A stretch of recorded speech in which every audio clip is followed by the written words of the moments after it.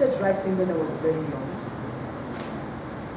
Maybe when I was around 7 or 8 years old. Back in the day, unlike today, we did not have DSTV. We did not have cell phones to keep us engaged, to keep us away from our homework. But our parents had to find ways. They always found creative ways to keep us busy. And so my father told me that I needed to write something for him every Tuesday and every Thursday. I needed to write an essay for my father. I could write on anything I wanted, but I had to write something. And as I wrote those essays for him, he would read them and grade them. And then he would say, oh, wow, this is good. And I remember there was something I wrote about an experience of going to visiting Olumoro when I was in, I think by then I had moved to Abeokuta then, to Abeokuta Girls Grammar School. We visited Olumoro. So even though I started writing the essays when I was in primary school, my father still insisted when I came home for the holidays I had to write. So I wrote about visiting Olumoro. And my father showed that essay to anyone who came his way. Look what my daughter wrote. Look what my daughter wrote. She's only, how old was I at the time? Maybe 10 or 11. And then from then on, because my father used to write himself. He was a writer? He was a journalist. Oh. Yes, he was an accountant, a journalist, so many things, a bit of a Renaissance man, just as I then turned out to be, So he encouraged me to continue to write. And then he would keep saying, anything you write has to be very clear for people to understand. And everything you say has to be clear. So if you stood in front of my father and you were mumbling, my father would tell me that you can stand there for the next 1 hour until you speak clearly and understand exactly what you are telling me. I've not heard you. So I would clear my throat and start it over again. So that's where clarity of communication, those were my first lessons in clarity in communication. Now I spoke about the African Women's Leadership Institute. When we were running the Leadership Institute, we were working with groups of women who had education. They'd all been through university and they were all emerging professionals. But we needed to be able to break down complex concepts for them. And I found out that bringing in all the essays that were available at the time on women's rights, on gender and so on, a lot of people still found the analysis and language a bit confusing. And so that's what inspired me to write in ways that are accessible, write in ways that people can understand. And I don't believe I need to use language that is, verbose or extraordinary or unduly complicated. Of course, when I have to write for a solely academic audience, then I can do that. But I think if I'm writing my column Loud Whispers, which I write for my website Above Whispers every week, and that's also syndicated through some national newspapers like Daily Independent, The Sun, Express. Then, and then Primrose Times Online. Then I have to write in ways that everybody can understand, that can appeal to women, to men, to young people, to older people. You can't please everyone, but I try to be as direct and as clear as possible. I'm getting. Yes, I just want to. Years ago, when I was running the African Women's Leadership Institute, one of my co-facilitators had just got news that an aunt of hers had passed away. And so she was in distress, crying and saying nice things about her aunt. So I sat there to console her, and she was going on about how sweet she was, how wonderful she was. She was so kind, she was so thoughtful, she never spoke above a whisper. And I sat there, and continued to comfort her. And when I was on my own, I played the conversation back over my mind. She never spoke above a whisper. Me, Bisi, if I die, I don't want to be remembered as someone who never spoke above a whisper.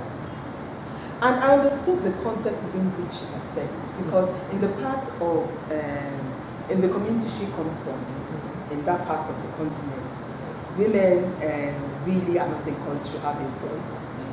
Literally, and metaphorically, women are supposed to speak very softly, in virtually whispers.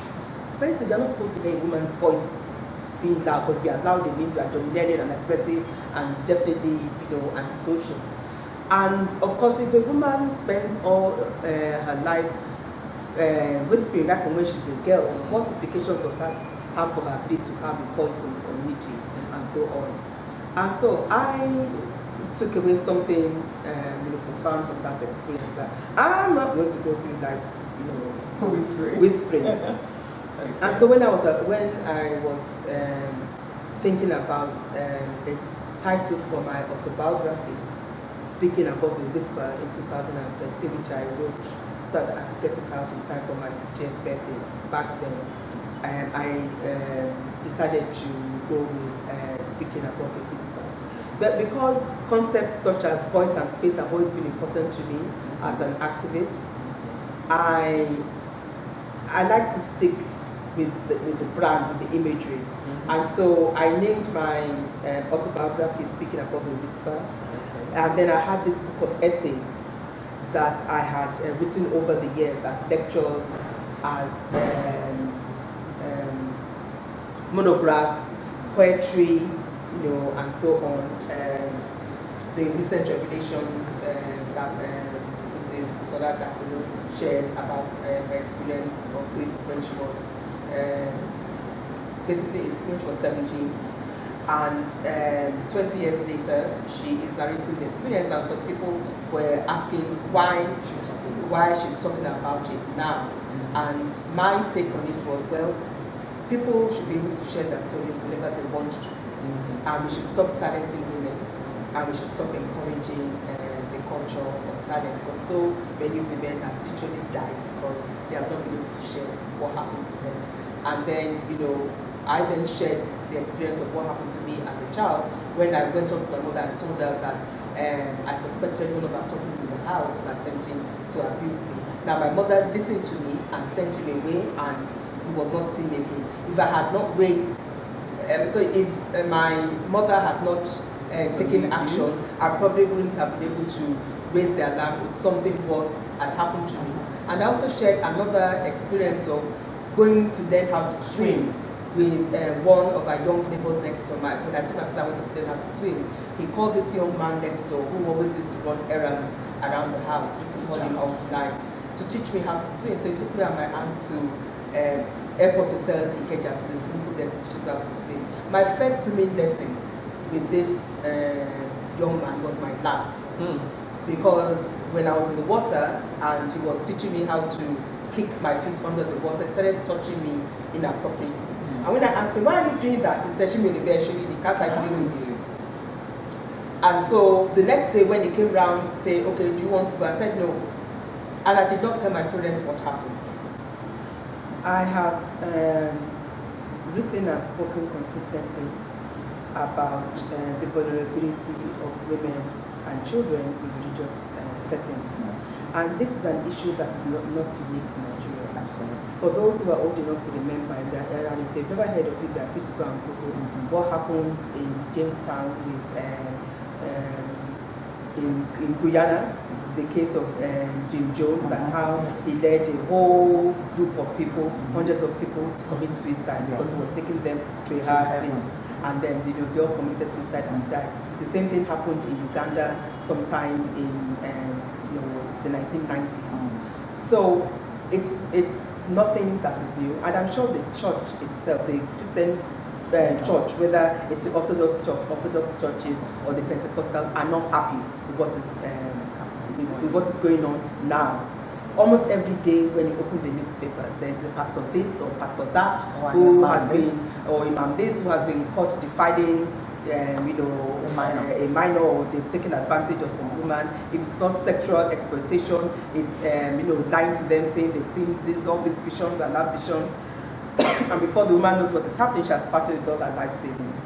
Now, you cannot regulate the behavior of adults who choose out of their own free will to walk into certain spaces to worship or to engage. But something can be done about these institutions practicing some degree of self-regulation. As I said, I don't believe the church is happy with all these scandals left, right, and center. The Catholic Church, I think it was until the Catholic Church started to literally pay out of their coffers, pay settlements to generations of boys who have been abused by the church, that they started taking it seriously. And so this might sound a bit controversial, but I want to pitch a business case to our religious institutions, specifically the churches. The churches should try and encourage principles of self-regulation. Congregants who go to worship in the house of God, go there expecting to be led by men and women of God, people of faith, people who will show them the way, not people who will mislead them. That is that's a contract right there. That's a social contract. You need to deliver on those expectations.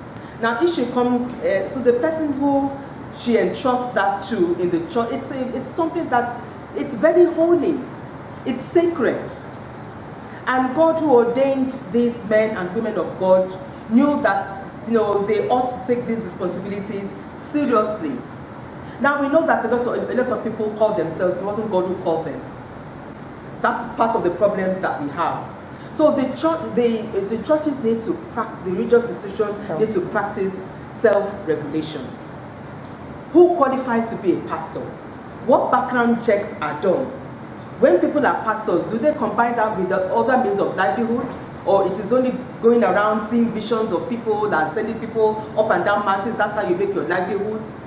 Who called you? Who mentored you? What phases did you go through? And if you have a case of a pastor having been accused of something inappropriate, have mechanisms to investigate. And your immediate instinct must be the protection of your congregants, as in your customers. Absolutely. Not in the protection of of one of you, of one person, as opposed to the thousands who rely on you for you to keep that holy contract with them. And so I think this should be a wake-up call to the religious institutions. I want to open my newspapers and see less stories about pastor this and pastor that who has been involved in some misdemeanor or violent abuse or exploitation of women and girls.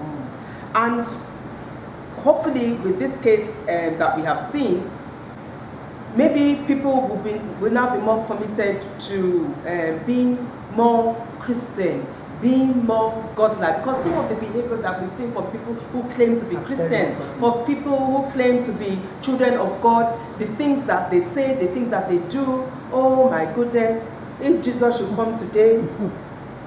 So I think this is the time for all of us. We have all sinned and fallen short of the glory of God. So we all need to take this moment as the institutions, the religious leaders, and as those who worship in these faiths alike. It's a moment of sober reflection for all of us, because there are things that go on in the house of God that should not be happening there. WFM 91.7